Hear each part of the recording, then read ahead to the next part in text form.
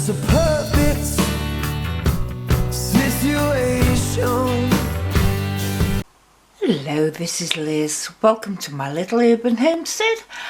And another thing I'm doing, while I was cooking the evening meal last night in the oven, on the other shelf, I put in this butternut squash.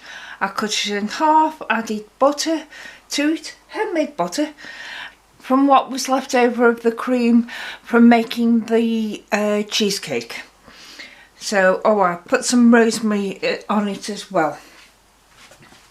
So that's now obviously cooled down, and I'll be scraping that out in a moment. But what I'm going to do now is I've got a medium onion there cut up,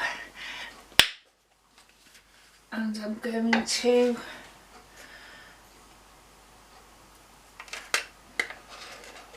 just slightly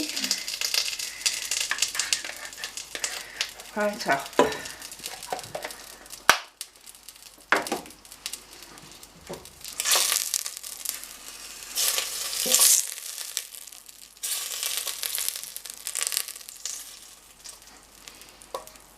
I'm using butter rather than margarine or oil because I feel like it.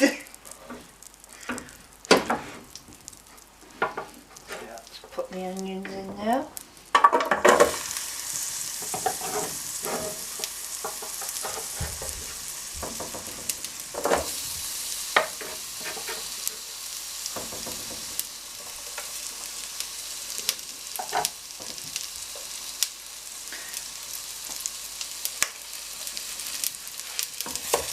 I think I'll put it on my back burner because I can get it lower temperature. I don't want it that high. Just don't want the butter to burn. But butternut squash is similar to a pumpkin in the sense that it will stay shelf stable for quite a while. I bought 2 butternut squashes when I went shopping over 6 weeks ago, and this is one of them. The second one is still on the shelf, and that will be used up. Either I'll can it, or I'll freeze it, or I'll make a wine with it, or I'll make another soup, whichever I want to do. So it's just there waiting for me, and I'll keep them for a couple of months. So I'll now skip all the flesh out of this.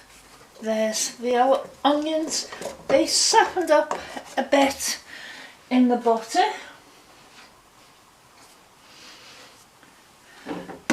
This is a jar of my home canned chicken stock, but you can use any stock you want.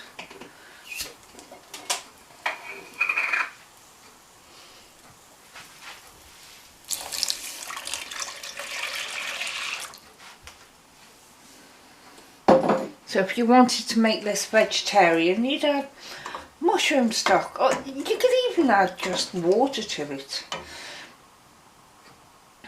So stop my pan going now. And look at all that. That isn't the skin, although the skin is edible. That's a lump of butter that they were roasted with. So I'll now put them all in, bring it to a boil, and then get me sit blender on it. So I'll bring it to a boil now. It's been simmering for about 5-10 minutes. So now I'm just going to wazz it up.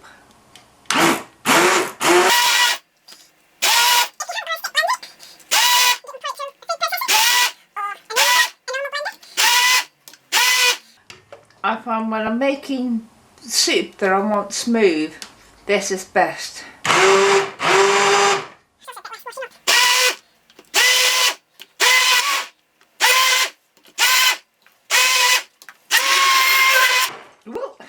Be careful, it does spit at you.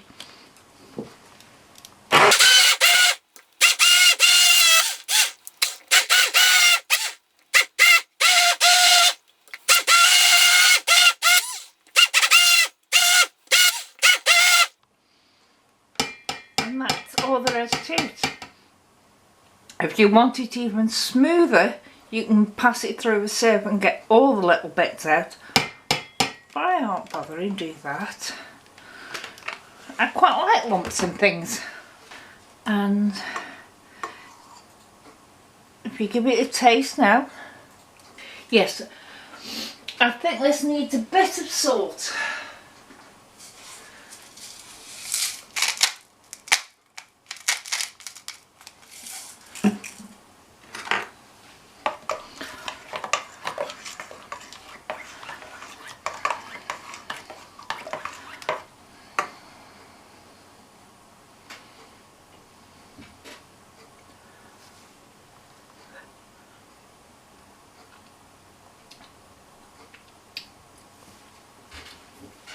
Bit of pepper as well.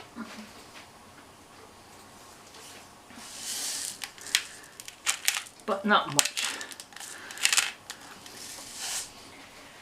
And yes, I am making it early. It's just turned midday because I've got a lot of other things to do today. So all I've got to do is reheat that, and there's our evening meal.